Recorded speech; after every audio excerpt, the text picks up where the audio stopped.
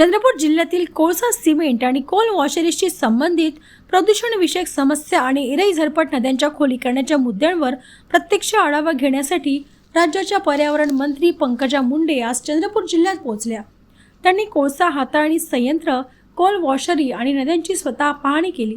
चंद्रपूर जिल्हाधिकारी कार्यालयात मुंडे यांनी उच्चस्तरीय बैठक घेतली। दरम्यान त्यांनी शेतकऱ्यांना, नागरिकांना त्रास देऊ नका असा इशारा अधिकारी वर्गाला दिला। मी चंद्रपुरात उद्योग ठप्प करण्यासाठी आलेली नाही, जिल्हा प्रदूषण मुक्तीसाठी टप्प्याटप्प्याने उपाययोजना करणार असल्याचे मुंडे म्हणाल्या। आज मी पूर्ण चंद्रपूरला दिवसभर दिलेला आहे। सकाळी 8 वाजल्यापासून आता रात्री 8 वाजेपर्यंत इथेच आहे। तर उद्योगांबरोबर मी बसणार आहे की त्यांच्या ज्या नियमावलीप्रमाणे त्यांनी इथल्या प्रदूषणावर योग्य ती कारवाई करायला पाहिजे। त्यांनी इथे प्रदूषण रोखण्यासाठी ज्या काही व्यवस्था लावायला पाहिजे त्या लावल्या पाहिजे। आणि इथल्या नदीच्या पुनर्जीवनाविषयी पण मी बैठक घेतली।